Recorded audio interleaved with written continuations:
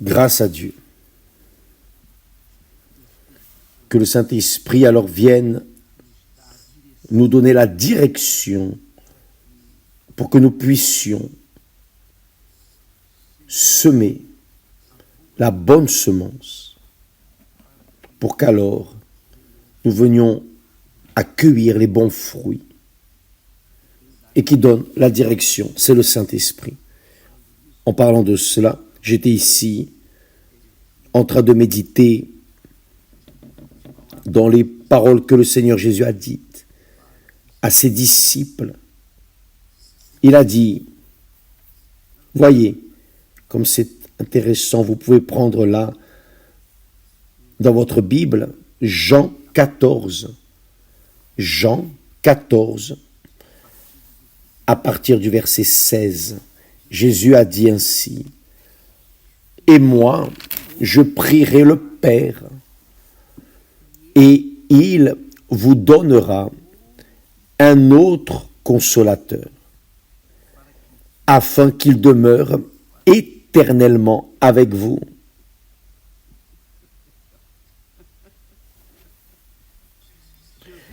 Jésus était le consolateur des disciples, mais il a dit, « Je prierai le Père et il vous donnera un autre consolateur, qui est le Saint-Esprit. » Et il continue, « L'Esprit de vérité, que le monde ne peut recevoir. » Le monde ne peut recevoir l'Esprit de vérité. Pourquoi le monde ne peut-il pas recevoir l'Esprit de vérité? C'est la question. Parce que le monde vit dans le mensonge, juste ça. Comment est-ce que le monde qui vit et aime le mensonge, qui dépend du mensonge, peut-il recevoir l'Esprit de vérité? C'est impossible. C'est impossible. Comment peut la lumière combiner avec les ténèbres? Quel mariage entre la lumière et les ténèbres? C'est impossible. Donc il dit, l'Esprit de vérité que le monde ne peut recevoir, parce qu'il ne le voit point et ne le connaît point. Voyez, car il ne le voit point. Le monde vit de ce qu'il voit, de ce qu'il sent, de ce qu'il touche. Voir pour croire, dit le monde. Mais dans notre foi, c'est croire pour voir. Le monde ne peut recevoir l'Esprit de vérité, car il vit dans le mensonge, parce qu'il ne le voit point et ne le connaît point. Mais vous le connaissez. Vous le connaissez, car il demeure avec vous et il sera en vous, c'est-à-dire à l'intérieur de vous. C'est grandiose. Avez-vous déjà imaginé, mes chers amis, l'Esprit de Dieu faisant sa demeure dans votre corps, dirigeant votre pensée, conduisant votre cœur? Imaginez, pensez-y. L'Esprit de Dieu, l'Esprit du Très-Haut, du Créateur, le même Esprit qui a dit que la lumière soit et la lumière fut, le même Esprit qui, avec sa voix, sa parole, a créé toutes les choses qui existent. Imaginez-le à l'intérieur de vous. Hein? Avez-vous compris l'esprit de la chose? Bien, Jésus a dit, l'Esprit de vérité que le monde ne peut recevoir, parce qu'il ne le voit point et ne le connaît point. Le monde vit dans le mensonge, comment connaîtra-t-il la vérité? Si ce n'est que le monde, que les personnes du monde, qui aiment le monde, tournent le dos au monde et se tournent vers le Dieu vivant. Mais Jésus a dit, mais vous le connaissez, car il demeure avec vous et il sera en vous. Et il dit davantage, je ne vous laisserai pas orphelins, je viendrai à vous. Encore un peu de temps et le monde ne me verra plus, mais vous, vous me verrez. Vous me verrez, car je vis et vous vivrez aussi. Car je vis et vous vivrez aussi. Donc, comment peut-on voir Jésus? Jésus a dit, il a dit, encore un peu de temps et le monde ne me verra plus. Mais vous, vous me verrez. Et vraiment, les disciples ont vu le Seigneur Jésus ressuscité durant 50 jours. Jésus est resté, il est apparu à ses disciples. Il est apparu jusqu'à ce qu'il monte au ciel. D'ailleurs, 40 jours, si je ne me trompe pas. Mais 40 ou 50, ça ne fait aucune différence. Ce qui compte, c'est que pendant 40 ou 50 jours, il est apparu aux disciples. En direct, aujourd'hui, Jésus vit en nous, dans la personne du Saint-Esprit, parce que Jésus, le Père et le Saint-Esprit sont une seule personne, un seul Dieu. Il est trois en un seul être, un être divin. Donc, ici nous avons une révélation de Jésus pour ceux qui ne connaissent pas encore Dieu, ne connaissent pas encore Jésus. Qui nous fait voir Jésus? C'est le Saint-Esprit. Il nous guide pour que nous ayons des yeux spirituels. Si Dieu est esprit, comment pouvez-vous le voir avec ses yeux physiques? C'est impossible. Vous devez être esprit pour pouvoir le voir. Oui ou non? Car il est esprit. Vous voyez votre esprit? Non, moi non plus. Vous voyez votre âme? Non, moi non plus. Mais nous savons, nous avons conscience que nous avons l'esprit, nous avons l'âme, bien au-delà de notre corps détériorable. Donc, lorsque nous recevons le Saint-Esprit nous donne la vision de Dieu en nous. Et cette vision, elle n'est pas avec les yeux physiques.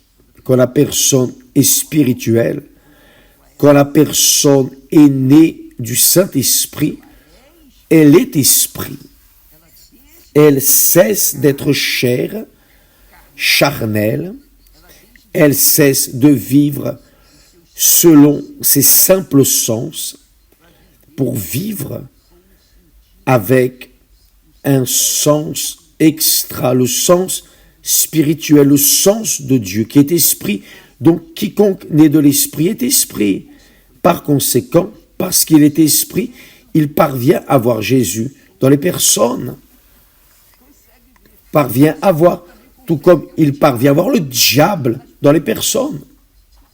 On arrive à le voir. Non physiquement, mais spirituellement. N'oubliez pas. Dieu est esprit. Le diable aussi est esprit. Comment pouvez-vous voir l'esprit de Dieu si vous n'êtes pas esprit né de l'Esprit Saint, spirituel? Vous n'êtes pas spirituel. Ce n'est pas possible. Maintenant, quand la personne naît du Saint-Esprit, elle est esprit, elle est spirituelle. Elle a des yeux spirituels. Elle a une compréhension spirituelle. Elle a la vision spirituelle. Elle a des oreilles spirituelles. Pour qu'alors elle puisse entendre, être guidée, dirigée, conduite par l'Esprit de Dieu, le Saint-Esprit. Et c'est intéressant parce que, comme une expérience personnelle, notre expérience, moi, Esther, nous nous sommes trouvés l'un l'autre. Ce n'était pas par hasard. Ce n'était pas par hasard. Ce n'était pas de la chance. Rien de tout cela. Mais le Saint-Esprit a dirigé Esther vers moi et moi vers elle. et nous avons combiné. Donc, voyez comme il est important pour la personne de recevoir le Saint-Esprit. C'est important par-dessus tous les aspects pour le salut de notre âme. Mais au quotidien, au jour le jour de notre vie ici sur terre, voyez comme il y a une importance significative et extraordinaire, car notre famille a commencé avec notre union. Moi, Esther et moi. Donc, de notre mariage qui a été conduit par le Saint-Esprit, dirigé par le Saint-Esprit. Alors, nous avons pu constituer une famille. Et notre famille marche, elle continue à avancer, même face à tant de luttes, de confusion, de déception. Nous vivons dans le monde spirituel, un monde où il y a de l'ordre, de la discipline, la vérité, la sincérité. Donc, nous pouvons être des références pour ceux qui veulent voir, les couples, les célibataires, pour tout le monde, nous pouvons être une référence car nous avons un mariage béni, nous sommes heureux, grâce à Dieu. Donc, voyez, j'ai vu le Saint-Esprit en Esther, et Esther a vu le Saint-Esprit en moi. J'ai vu le Seigneur Jésus en Esther, et Esther a vu le Seigneur Jésus en moi. Avez-vous compris? Donc, le Seigneur Jésus a dit, je ne vous laisserai pas orphelins. Il ne nous laisse pas, véritablement. Aujourd'hui, nous avons cette conviction personnelle, cette foi surnaturelle. Ce n'est pas une foi émotive, une foi du cœur, non. C'est une foi rationnelle, intelligente.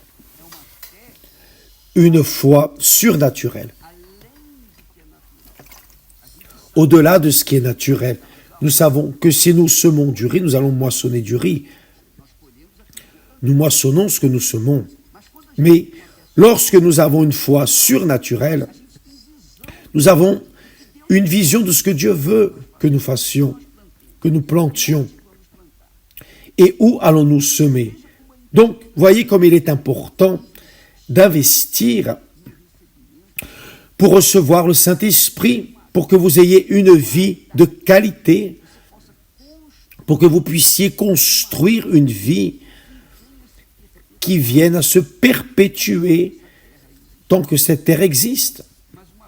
Mais une vie qui réellement sanctifie le nom du Seigneur Jésus dans votre vie. Ça, c'est l'objectif de Dieu. Il a dit, je ne vous laisserai pas orphelins, je viendrai à vous. Quelle merveille! Donc, quand vous recevez le Saint-Esprit, quand vous allez le recevoir, vous allez comprendre tout ce que je dis. Si vous l'avez reçu déjà, je parle clairement, vous comprenez parfaitement. Mais si vous ne comprenez pas, si vous avez des doutes, c'est parce qu'il manque l'Esprit de Dieu pour vous faire comprendre sa parole qui pour moi est simple, puissante, révélatrice, glorieuse, pour faire changer la vie de n'importe qui. Mais pour d'autres personnes qui ne l'ont pas encore, qui n'ont pas encore le Saint-Esprit, c'est confus. Mais comment ceci, comment cela? Donc les personnes sont remplies de doutes, de questions. Mais pourquoi ceci, pourquoi cela? Vous répondez à une question, elle en pose une autre. Et ainsi de suite, ça ne s'arrête jamais. Pourquoi? Car la pauvre, elle est vide. Vide du Saint-Esprit, vide du Consolateur. Quelle merveille! Donc, dans cette campagne d'Israël, mes amis, investissez toute votre force, tout votre cœur, votre âme, votre pensée, tout votre intellect, tout votre être, mettez tout sur l'autel, tout votre cœur. Ne ne mettez pas seulement le matériel sur l'autel et en attendant le miracle, non. Mettez par-dessus tout le cœur, car Dieu a dit, ce peuple, se référant aux pharisiens, se référant aux religieux, aux officiels de la religion juive, ce peuple m'honore des lèvres, mais son cœur est éloigné de moi. C'est-à-dire, ça ne sert à rien. Ça ne sert à rien de faire des sacrifices, de faire des louanges, de garder le sabbat, de faire des jeûnes, si le cœur est éloigné de l'autel. À quoi bon mettre sur l'autel le matériel et le cœur le laisser là dehors avec la vie toute désordonnée, erronée? Et vous le savez, vous savez vous évaluer, oui ou non. Bien, ça c'est la parole. Je viendrai à vous, je viendrai à vous, il a dit cela. Encore un peu de temps et le monde ne me verra plus, mais vous me verrez. Et vous ne pouvez voir le Seigneur Jésus, mes amis, que lorsque vous naîtrez du Saint-Esprit, lui seul, l'Esprit de Dieu, le Consolateur, peut révéler, ouvrir vos yeux spirituels pour qu'alors vous puissiez voir Jésus et vous réjouir et avoir l'allégresse, la joie de sa présence. Que Dieu vous bénisse. À tout à l'heure. Nous serons ici avec vous au temple à 9h30. Que Dieu vous bénisse tous et à demain au nom du Seigneur Jésus. Grâce à Dieu.